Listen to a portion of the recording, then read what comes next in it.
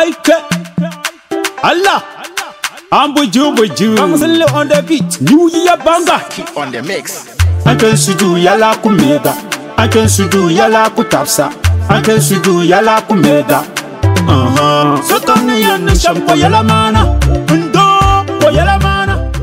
Okay, yenta anku yuna daga kan show ma zona mo kama mamma le trama mania Abdul Muttalib ka so kami Mr Zene ya ma mi tam ponan da sham al har dal kam katta mal tra pour ga na hay ko men chana ka to back live ka tumna ko har go tabaka tin yalla chan champion ka daga kan show ma ya mi tin nan da sham hum ngale to bo wara bawo ka so da jam mi balla sallama go balla sallama ka so da jam tana jin san da jam na tion ya ma man nyeni jisra so da sallama ya ma ka so nyen yalla ni ma be tion mo onyala munye ngwa ha wonye ne so ba before that na bono ngwa ban table son de juma ka champion nga etamal uncle's pizza na mbaye ya ko ba pizza chamela uncle's pizza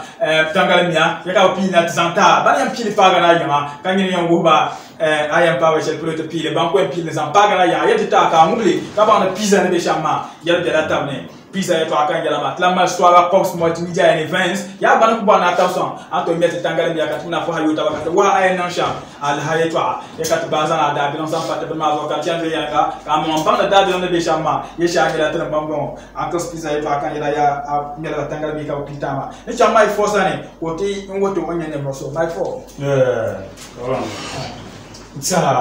mananye Mohamed Shahar ba kanebele mi ma mic 4 okay ambara to boy ma buju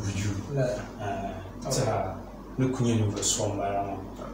Mohamed Shahar but ambara le mi mic 4 yela puni ka buju mo mi ya pelo ka na ka ti buju ma nzana mfasiri ya la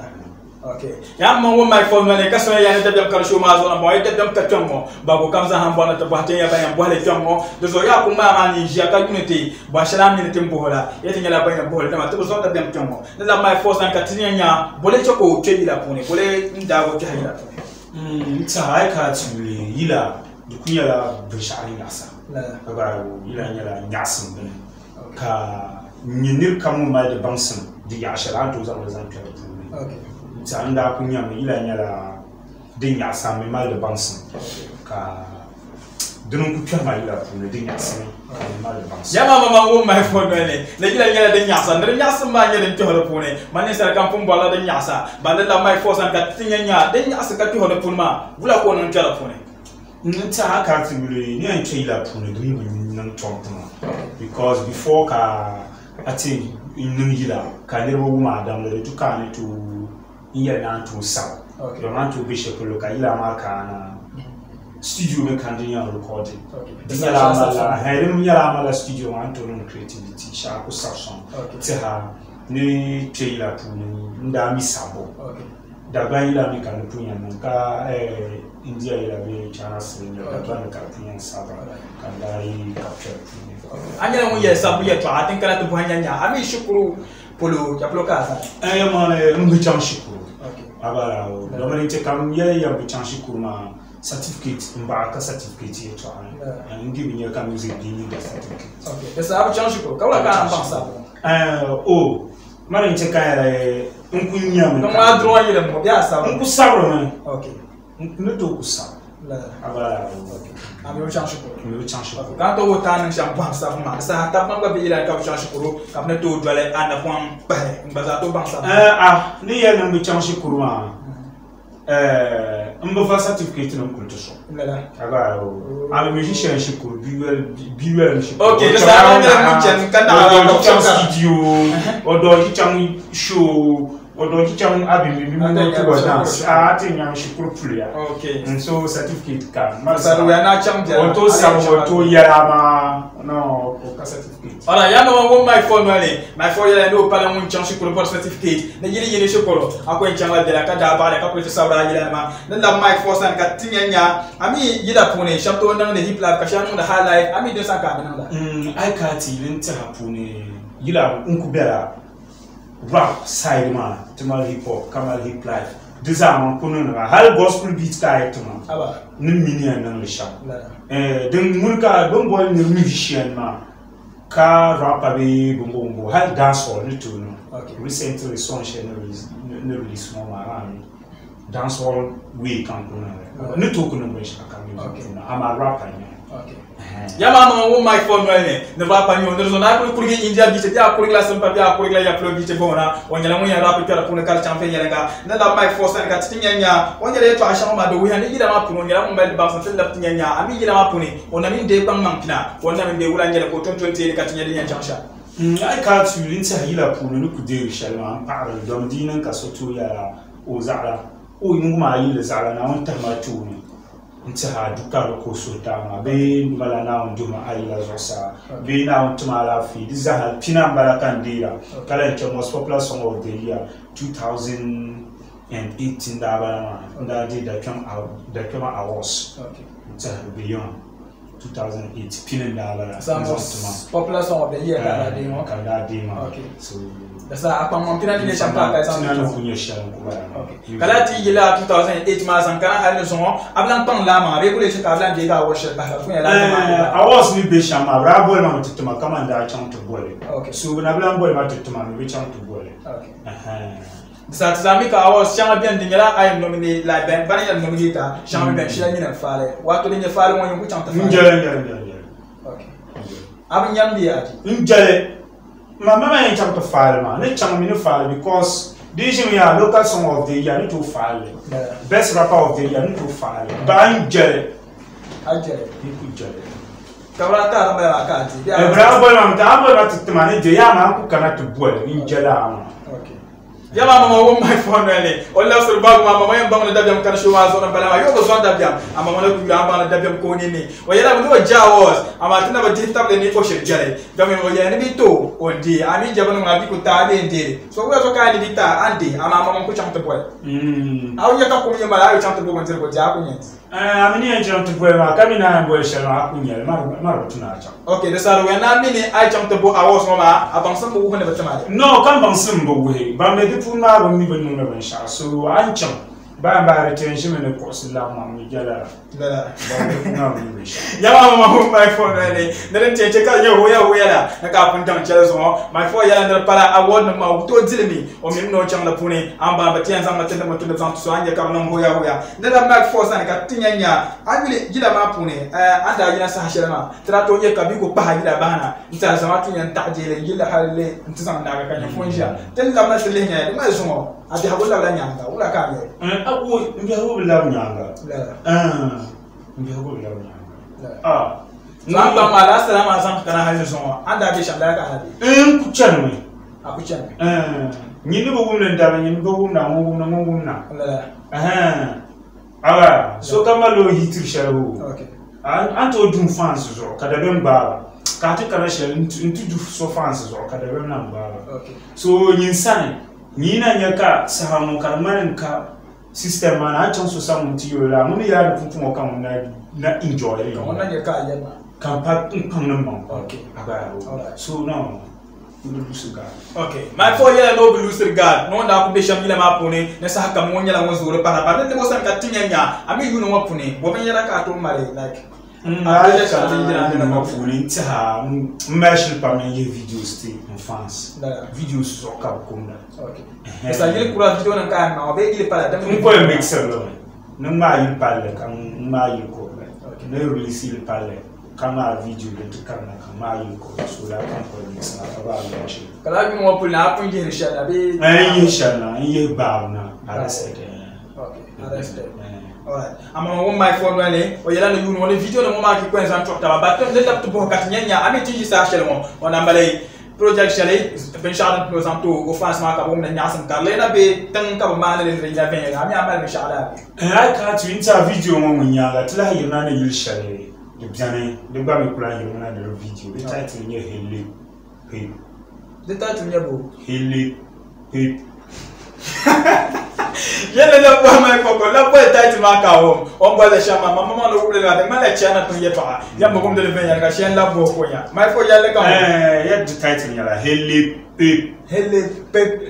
de sa pie we ska pie hele pe and to hele pe ma le bonne kama jirme de sa bal bonye hele pe pon kama hele soko ya me a jike kan kara to na ma hele ma pe o be le la na Ya ma mo ne hele pep. Hele pep. Essa agite Kankana pep aux hommes. Oblan Aussi comme ora yama mo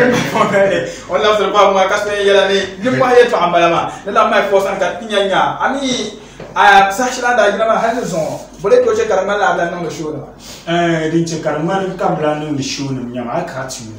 de man la northern music ma show na bana ya zama sambu ya to aka da tuni ala so limitin karatu kanala ma I will take it time mamma because tuna need a promotion. Okay. So I don't shows now and buy a promotions or then as I to be promotion and so na ku ndana ku ndana show ma ba na le travel. Okay. Kala mania na no show share you. Oh mania no show. No video launching Ali Mama Sports Stadium. No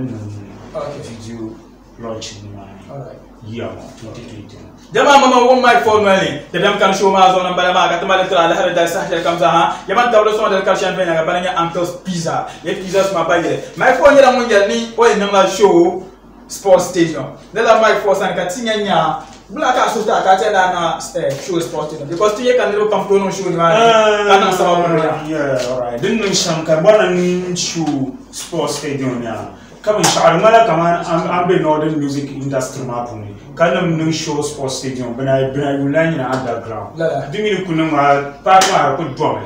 aba ko tam t-shirt kona na ni return kaza kamera kwa nsaba hal Facebook mara pale ma kace pa kuma ni ku tunu show ka pa an ma shi kanya northern music kasa ai to wo hani abubuwan na can mutun na show ni ma ne bala abar na nan makar tudin tun irritation abubuwan na nan makar huna ba nan ya kan dirba ta ba ai ga ka na ba fuka zan post hana ba nan no la ka ba nan kan bace ka nya jane ma batin mala anya wato ban shi ta non son kai na ma batin mala anya ni show ke ma ba show na ya mu ya free ticket ba to san to ta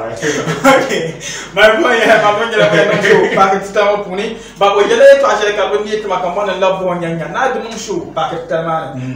belera mi underground la sawo ke za ha mi Sharif Gala nan ta tawle Ahmed adam nan ne Abu Sadiq ne ma ba so la jin non show ni ma ba za ra nan la show ko na nan la za ta be ma ama ka underground sun ba ka wala ka yalla pa kuma na bien pa kuma da bien draka pa ko ne yina Abu Sadiq no nan show Radash conference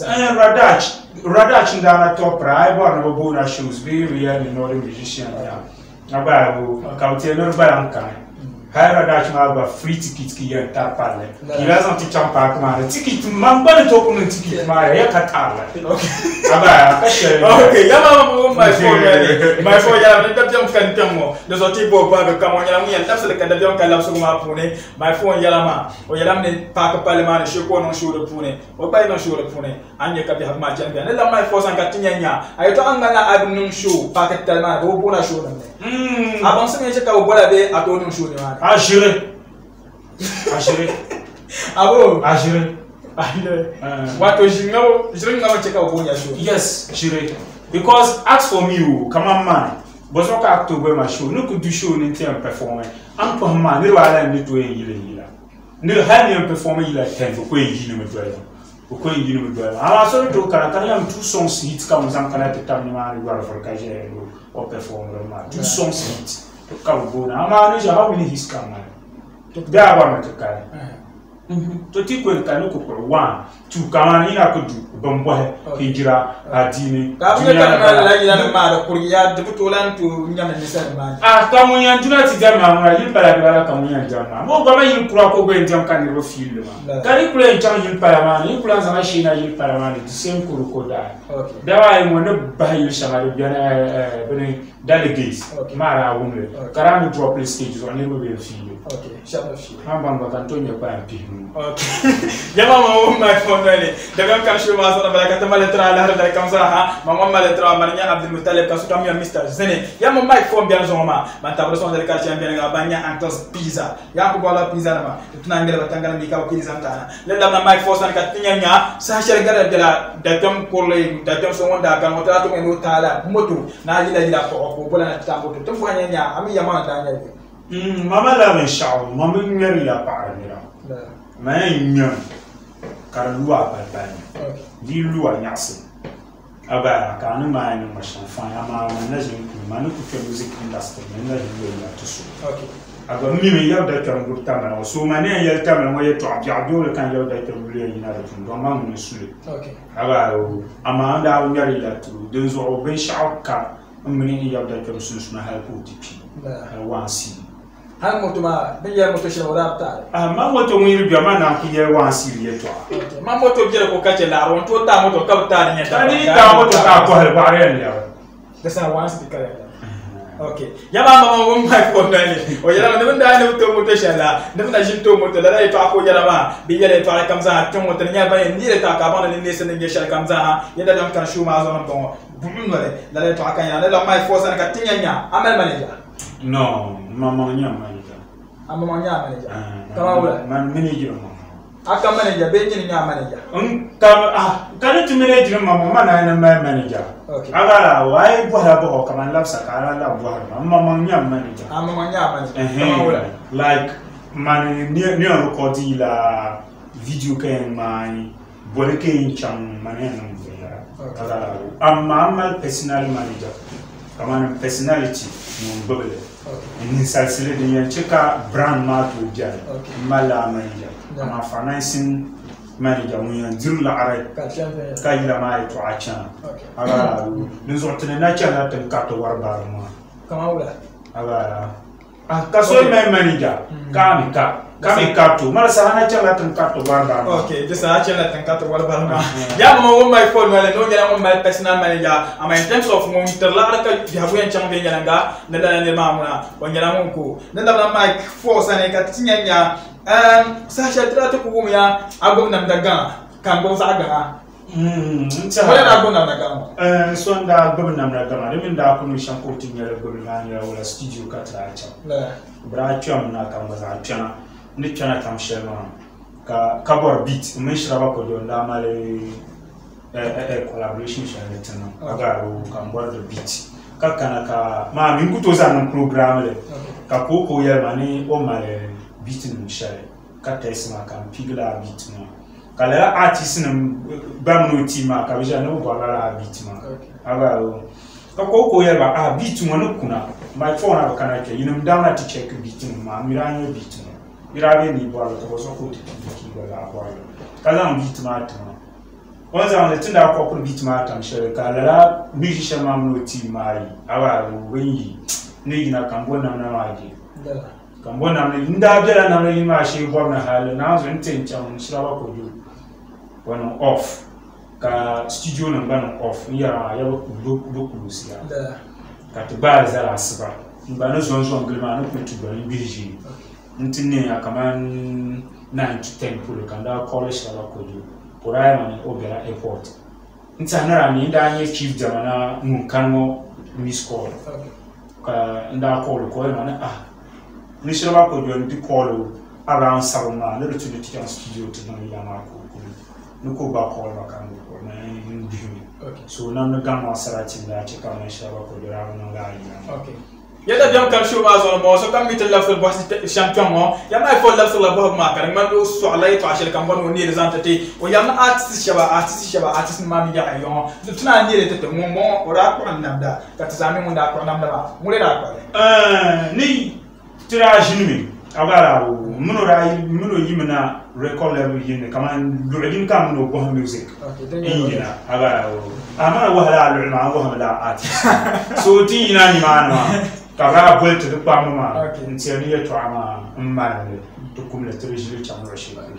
ka tra male ni o alangere ni la nan da yinga ara pende bomna halle kam mun de nan yila ma ki tukule nam no kara en zam record yila mo be wula ka pende na halle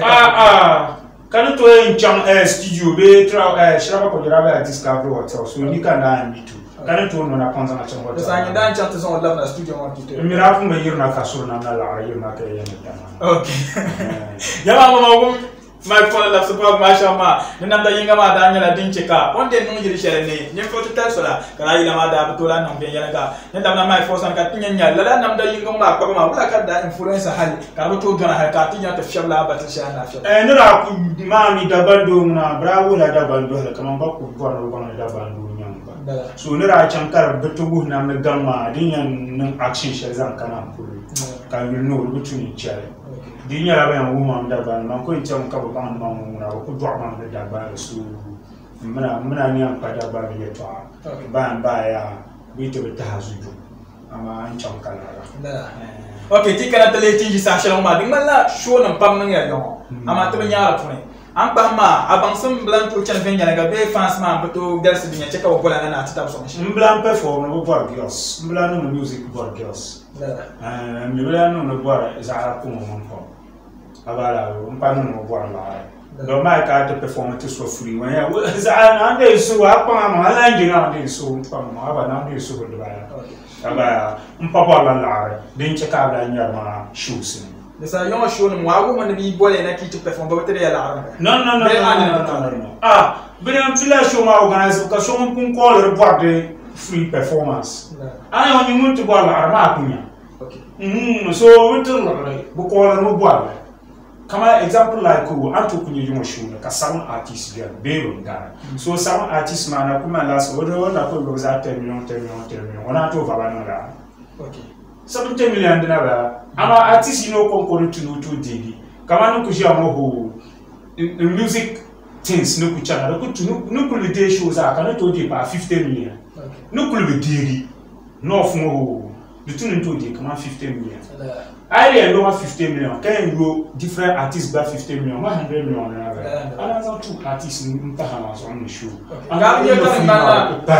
ya karam na jere to ashere ma so ire gba 50 million de tuna gbani engineer shamana ko ni to yele la 50 million ma kala mu dugal la ashere din ne zan kuriya tuzan so antira am ya karam la andir ma kay nyanga I nyanga mo ma president check up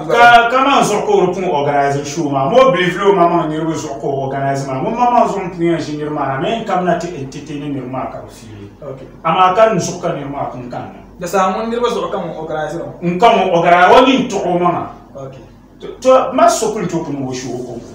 la to shamnun da ma min kunya ka guys so tamla o unity la mo min kuzani nko performance okay hours o kon ko show Ora yadda da kan show ma zo nan bala amma mitin labsar boss champion mo ya da taran kan ba bashala la boss ma sa hamba ma yatin yala bayan zan ya fama chan da tun da chan shamza ha ba ko kaman ta na ta batin yala bayan bare tan wadda dam kane bom nale da na mai force ka tinya nya to gum o jide palle ka jira ma nyala like daw arrested so kam za hawo jila ma kan jira chan sha content ma am ya kala woni bugba ga bugba wala kala na ka ba nda zuni mirabo kuswagala ndawo beso pa ndawo kapsu aba nda jima bus dara mami bus yeto a Richard studio ka jilicha ka tlabarna aba ne labarna ka renti lelo ka bahare yelo na mafo bene la ke ngwale mama for license because saf na ka license up to be lelo aba so bumba no oka license mama yimicha mana ku chan ka so jaba atlangu pa mana swele ntiya mana no no litinu o watching ba mana me ale watch dune gula me to watch ma ko watch ka busmara bia aba ko ran busmara gazi shama no tunu te difira ka tramal choke petro se shela ba no da mali fama ka $2,000 ya ma wani ma foye pama yar mala e pama so aram da dan kan shuru ami so da so ya to ala kamza o yele no bus ma mi akto ga ta kuleta lo asan ja so na chena tan da mata bonya nya bus bonda de gas la ka to ta razana no ba ga so aka tu ma mi bus share yili no ko enti abara o ka che ko ba kunya mic ko so he doya abaya ne ko kula nye camera ko so doya ayo nyama mo switch ru sha ko man ku shi to mo mam be kai so kuma la be awa